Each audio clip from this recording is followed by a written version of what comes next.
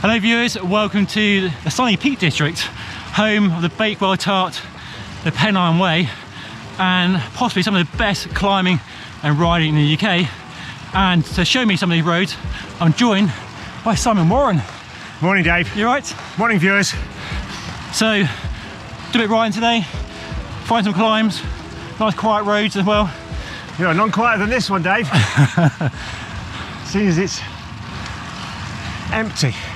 I don't know if I'm allowed to say it's closed to cyclists. We've had it closed especially for us today. Yeah. The power of YouTube. I phoned up, I said, Dave Arthur's coming. He said, all right, Simon, we'll get the cones out, we'll get the signs out. It's all for yours. Just tell us when you're finished. And yeah, that's the sort of power of Dave. You're a man who loves climbs. What is it about climbs you love so much? Getting to the top and going back down again. Well, I think we can all relate to that. Yeah, especially now I'm getting older. But for a man who's made a career out of charting the best climbs around the world, there must be something more than that. Oh, it's a challenge, isn't it? Like I say, I've got a few lines to go before power meters, before watt meters, before, you know, nutritional gains. Technology, basically. Yeah, technology. What's the way to get fit? Climb up hills again and again and again, using the, you know, the natural powers of gravity to pull you back and fight against. You know, the best view is not at the bottom of the hill, it's at the top. The hill's the challenge. Every ride, a new challenge, a new beast to conquer. So where did the idea to ride some of the best climbs in the world and put them in a book and give them a rating out of 10 come from? It's a number of things at the time. I needed to do something else with my life. I had a nice job, but it wasn't fulfilling me creatively. I was watching too much TV in the evenings. And so I just went, during the episode of EastEnders, I just went and sat at my desk and said, I'm not doing this anymore, I'm just throwing my life away. And I had these little ideas that had been buzzing around my head for 10 years. And one of them was 100 Greatest Cycling Climbs. So I loved riding up hills on bikes, and I loved the names of the hills. So I thought, let's just make a little guidebook to them so everyone else knows where they all are. And yeah, that's what started it all. And really sharing your love for climbing. Yes. With other people, because you love climbing, don't you? You must love climbing. Yeah, you have to do it. It was always, once I started cycling, it was like the first year I joined a club as a junior, and that year I won the hill climb championship and thought, I can get up hills quick. And it just seemed to be my thing. So then I wanted to go and find more hills. So then, purely just to beat my friends up them, and say, where are we going today? Oh, we're going to go here, just so I can beat you. And when it came to the bigger stage, I wasn't a winner anymore, but my small little group of club mates, it was my little thing. And I just, wanted to find ever steeper, harder roads.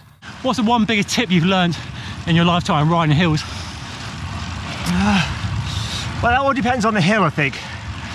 Let's say long hills, always, if the mind starts playing tricks on the body and you think it's too much, just be in the moment. Never start thinking about the summit. Never start getting worried about how far it is. Just get comfortable in the now. And often with steep climbs as well, don't look at the top. Look at the bit in front of you and then just take the pain.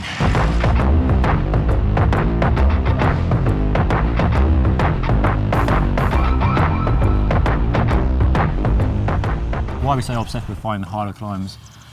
Well, it's just man against gravity, man against the forces of nature, and woman against the forces of nature. It's simple. Say pre-heart rate monitors, pre-watts, pre-science. You got fit by riding up hills. Okay. It's weight training on two wheels.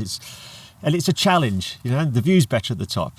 Without a hill, you're just rolling around. I pity the people who live in the fens. What possible interest do they have on any bike ride? And it adds a point of focus, it adds a challenge, whether it's getting to the top or it's getting to the top faster than anyone else. There's something for everyone in it, and there is a sense of euphoria, an endorphin release once you cross that brow, which I think is universal, and you feel good. And then you've got the downhill and you've got the view, and then you go and do it again, or you race it and it's horrible and it hurts. But So Simon, you've ridden loads of climbs around the world. I've often wondered how you rate climbs in your books, like when you give them a rating out of 10.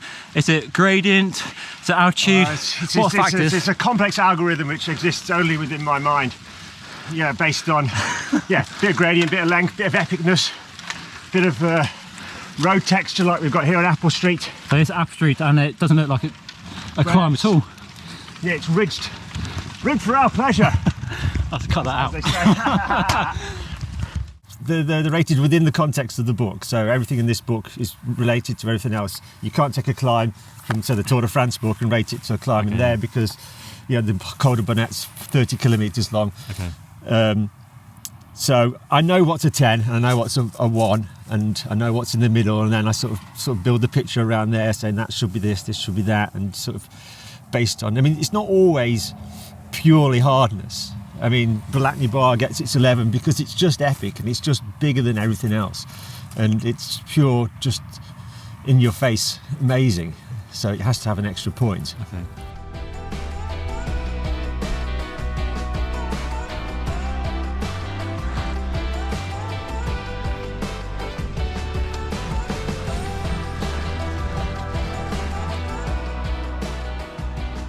So Simon, you lived in the Peak District for what, 3-4 years now? Yeah, 3.5 years. You are biased. How does it compare to other places you've ridden in the world? It's perfect. I mean, I don't know about that side of the hills, but Sheffield, what a city. You've got everything in the city metropolitan elite like myself desires. And then turning the other way, you know, in 2 minutes you're out in this sort of countryside. It is just wonderful. And, you know, why didn't I move there sooner? I don't know. It definitely helps when the road is closed deserted to cars. We won't say why, but you probably know why if you follow social media. It's a little chilly, but it's perfect for bike riding. Look at that blue sky. And it's one of those places, literally, you could just stand here forever. Nice. Nothing either side of you. So this is why you love climbing so much? Yeah, yeah. This is the reward for being at the top. This is your reward. It's that. Just the skylarks and us. What's the hardest, steepest climb you've ever ridden? But that came onto our radar last year. It was only built last year. Okay. So after all these books were published, along comes the hardest climb in Britain. It's in my app, in the Exodus, in the new part of my app. We just sort of got it in there before we closed the door on the entrance for that. So it's in Peak District, it's not very far from my home. It's called Bamford Clough. Anyone who follows cyclists, people who've got a keen eye on cycling will have seen it mentioned. GCN went up there with Ollie, who failed to make it up. Oh, really? A little chuckle. But yeah, it was an old sort of mountain bike track, but there's some power cables up there which need constant use, and the vehicles to access it couldn't cope with the track anymore, so they paved it. But it's 36.5%. Wow, 36.5%. Yeah, the first 2 times I broke my bike trying to get up it. So the bike breaker. It really got started messing with my head. Thought I'd never make it. I'd never been beaten by anything before.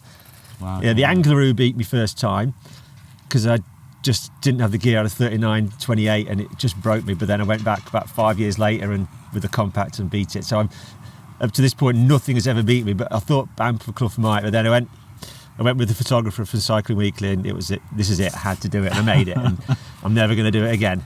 Oh, really? Not going to go back and do it again? No, because a lot of the climbs in here are favourites with people who live near them, and they ride them every week, maybe. They will do, yes. But this one you won't ride every This day. Isn't something you generally do unless you've got a real hatred for yourself. I've got a T-shirt, tick the box. Yeah. Done that. I mean, if I had, some very small gears, it might make it easier. Okay. But I had a 34.29. That's all I had at my disposal, and that was, you could feel your knees about to snap. Okay, yeah. So it's not. Yes, no, it's just not that pleasant. Okay. Well, take a look at Simon's bike in a separate video. I'll put a link down below to that. But so you got these books. They've been out for a while. How else can people find the climbs if they're not in the books? You have an app you mentioned. Yes. Show it to the screen. Yeah. So all the content from all the books are available. All the UK books in the UK app, and then there's the app for Italy, France, and Belgium. So wherever you are in the country, if you've got the app, a great function is nearest. You click nearest, it will tell you the nearest steep climb. Okay. The scenario I always envisioned was being stuck at the in-laws with the bike in the boot. Everyone's snoring on a Sunday afternoon. So you click nearest. All right, get the car out, get the bike out, quickly nip off, get a climb, get back in. No one's noticed you've gone. Okay, that's cool. So that sort of place in my mind every time I think of it. But yeah, it's it keeps it all contained in one thing. And the X list, which is my new list, isn't available in any books. That's 100 new climbs, real monsters like Apple Street we went up earlier today, all exclusive to the app. Once you tick all 100 of the original 100 climbs, I send you a gold badge. From this book here? Yeah, and you become part of you become a member of the 100 Climbs Club. And the many members? There's, I think, 64 of us now. Wow. Who've written all 100, all with great stories to tell. Wow, okay, yeah. So very exclusive. We've got enough members to have a decent party now, I think. Okay. What year did this book come out? 2010, so it's 12 years old this year. So what have you learned in your 12 years of publishing these books and riding climbs around the world? I always get the ratings wrong, and there's always another climb that I've never heard of, which is likely to be right on my doorstep. Luckily, social media, people tell me about this. Yeah. I mean, the part of the X list was to collate years of people saying, you've got to ride this, and laying all those ghosts to rest. But yeah, there's always another road, and and I like being surprised. I also like, if someone tells me there's a new climb, I'll go over there with some interpretation of, I've missed a beauty here, haven't I? And then it turns out to be not very good, so that's a relief. Okay, yeah. But then there's also the excitement of finding something new, because I'm still excited about climbing a new road. Okay. The search continues. The search, yeah, it does best hard continue. climbs then. Yeah, but I'm getting close to exhausting the UK now, so yeah. I need to go to Ireland. I need to finish off Spain. I need to go to Switzerland. So there's lots of places to go. Okay. California. Everyone wants to bankroll California and Colorado. Yeah, let us know down below where you want Simon to go and let me know. do the next book on. Anything else coming up? Well, we're just dipping my toe into events. Okay. So did the first 100 climb event about 3 weeks ago now. I've reinvented the sportif. Okay. In my Bold unique statement. way. Yeah, bold. I designate the climbs and I allocate points to the top of each climbs, but you plot the route. So navigation required. Yeah, so you need to be able to plot the map and follow it. Obviously, it's all done in your head unit now. There's no people taking land rangers around, which would be good if they were. Yeah. And then you get to the top of the climb. There's a QR code to scan. Once you scan that, then you move on. And there's a minimum number of points to qualify to complete the event. But you can also ride them all. Okay. We don't give away medals. We give away road signs, like arrows from the Tour de France. That's our unique prize for everyone who finishes. And the first one was done and it proved to be a great success. So the next one's on May the 15th in Calderdale and Halifax. Okay. So cobbled climbs. It should be savage. Well, hopefully I'll be there for that. Yeah. I'll put links to all the books and the events down below as well. And if you want to do that event, let us know if you want to do it. And it should be fun. So Simon, while I've got you, I signed up for the Fred Whitton in May. You've done it before, any advice? 5-time veteran. 5 times? Don't go in the wet. So check the forecast carefully. No. If it's dry, you're okay. If it's wet, stay at home. It always rains. Okay, and if it's dry, advice? Okay, well, you split it up into 2 sections, generally. The bit before Hollister and the bit after. Now, if you've got good legs like yourself, Dave. Whoa, I don't know about that today. You hang around at the HQ, because with a minute to go, that's when the fast men start. Okay. I always like to equate it to surfers waiting for the right wave. You'll get anxious. You'll see people setting off in groups, but hold fire. Now, if you do that, you've got to be prepared to ride the first half at 20 mile an hour. Ouch. And it'll hurt. Ouch. But that'll drag you along the flat bits. Flatter. And you'll get some shelter on the run into Keswick. Then from Hollister, the real elite will just dance off, and then you can sort of do your own thing and measure it. I guess it's measuring the effort, pacing yourself, because lots of climbs are going to add up on each climb, isn't it? Plan your feet. If you're going for a time, you have to take your family with you to feed you, so you don't get bogged down in the feed stops. Okay. But if you're on your own, just plan it. When do you really need food? At the finish line. You'll need it before then. Always take a jacket. I've started in brilliant sunshine and I've finished in the snow. It could be treacherous. And when you see hard nut with 100 mile on your legs, no matter who you are, you will question your sanity. That's some good advice there. Morning. Right. Well, to be honest, I'm questioning my sanity already, and I haven't even done it yet. And it is, you know, I've done all the big UK sportives.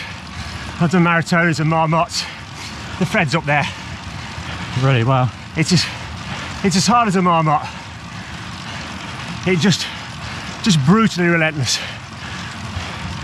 Wow. And I nearly always have to walk on hard knot. 3 times I've lied on the floor with cramp, Wow. screaming like a baby. But the clock's always ticking, so you just got to get back on and keep pushing. But the camaraderie at the end is, yes, you're just a car park full of zombies. It's great. The suffering worth it. You'll swear you'll never do it again until the next day, and then it's like, yeah, something about it. Oh, some quality advice then. I'll try my best to apply it in May. Yeah. Let's see how we go I'm on. thinking of coming up this year to spectate. You can carry some bottles for me. There is a carnival atmosphere. Okay. It's, you know, it's such a brilliant event.